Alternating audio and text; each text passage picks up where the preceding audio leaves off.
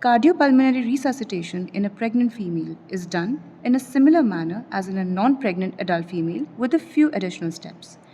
We shall gain a better understanding of the BLS and ACLS protocols in this regard by taking a look at the case scenario, which is as follows. We have a patient Richa, a 28-year-old pregnant female, Gravida 2, Para 1, Live 1, with gestational age of 36 weeks with mild hypertensive disorder of pregnancy.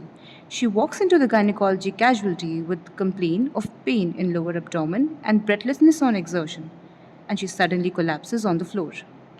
In such a scenario, the steps of CPR are as follows.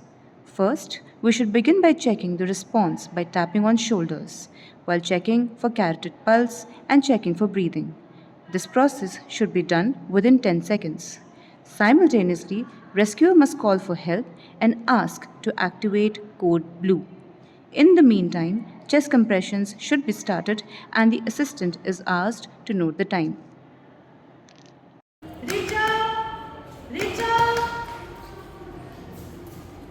No pulse, no breathing. Please help. Activate code blue. Starting chest compressions. Someone please note time. 5, 6, 7, 8, 9, 10, 11, 12, 13, 14, 15, 16, 17, 18, 19, 20, 21, 22, 23, 24, 25, 26, 27, 28, 29, 30. Breathing 101, 102. While giving cardiopulmonary resuscitation, one must remember the components of effective chest compressions, which includes placing the patient on hard surface in supine position with their back and shoulders lying flat on the surface.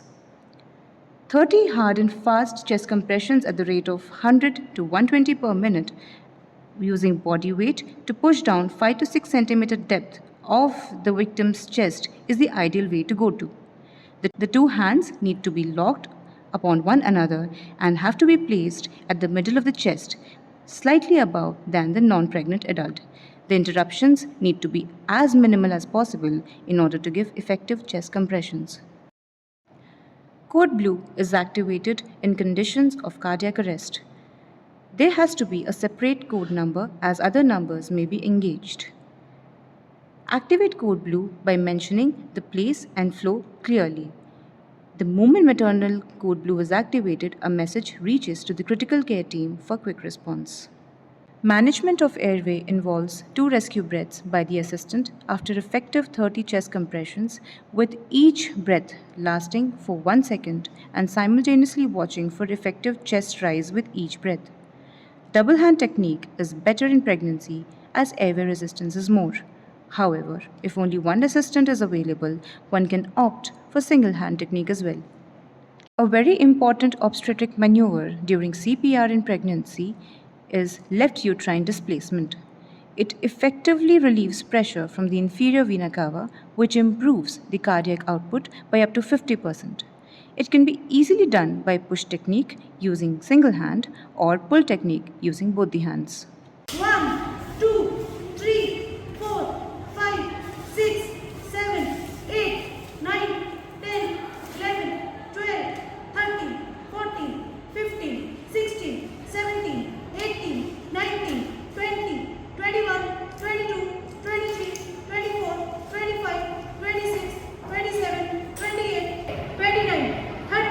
Reading 101, 102. Chat response. No response. 1, 2, 3, 4. Defibrillation becomes the cornerstone of management after 2 minutes of chest compressions.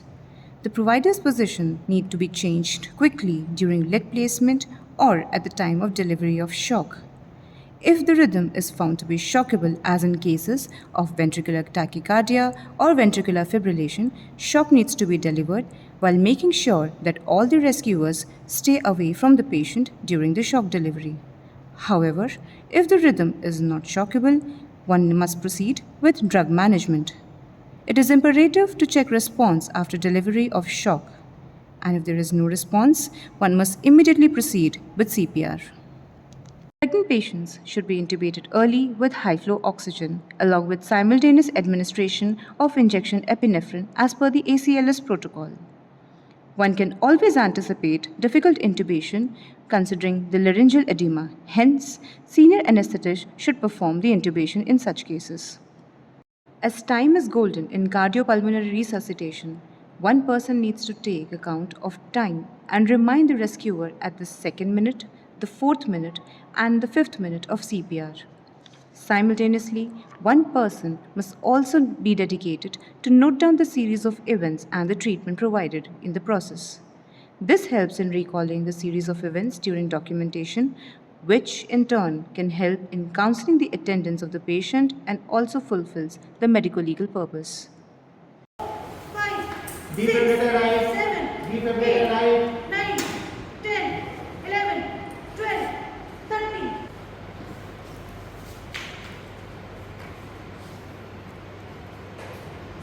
Rhythm shockable. Charge.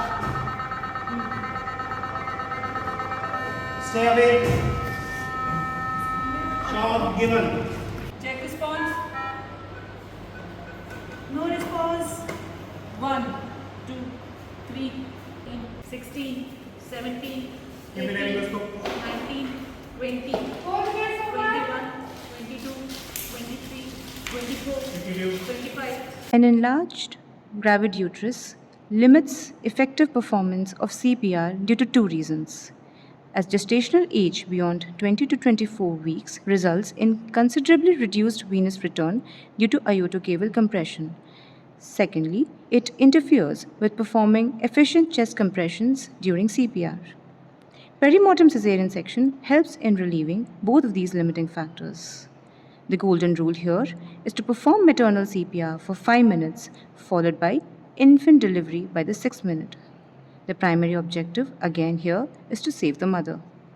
If return of spontaneous circulation is achieved, patient must be taken to the operation theatre for proper wound closure under appropriate antibiotic cover. This is followed by shifting the patient to an intensive care unit for aftercare. It is imperative to provide emotional support to the patient and her family for optimal results. However, if the return of spontaneous circulation is not achieved, the rescuers must leave all the IV lines and the intubation instruments in situ, and the uterus should be left unsutured. The rescuer can choose to close the skin. A proper record of all the events throughout the CPR must be made, and the concerned authorities must be notified at the earliest. 26, 27, 28, 29, Total direction 30, epinephrine 1, 2, 3, 4, 5, 6, 7, 8, 9, 10, 11, 12, 13, 14, 15, 16, 17, 18, 19, 20, 21, 22, 23, 24, 25, 26, 27, 28, 29, 30. Check response. Pulse is there. Pulse is there.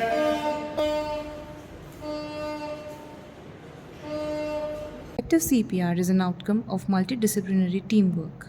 Time being a golden asset during CPR, it is wise to keep a perimortem caesarean section kit handy at places where maternal collapse is a possibility. It is prudent to educate the concerned staff with the perimortem caesarean section protocols for timely decision making. Perimortem caesarean section is an emergency procedure, and hence its tray consists of only a scalpel along with two cord clamps. It is important to have a dedicated corner for keeping the PMCS tray, and such trays must be available in all areas of hospital where pregnant patients may be encountered. Perimortem caesarean sections must be anticipated in a mother that has a viable gestation without any return or spontaneous circulation within 5 minutes of CPR. It is performed at the site of event by a senior obstetrician while continuing CPR throughout the caesarean section. Rescuers must avoid spending any extra time in taking consent from the attenders for shifting the patient to the operation theatre or in cleaning, draping, or catheterization of the collapsed mother.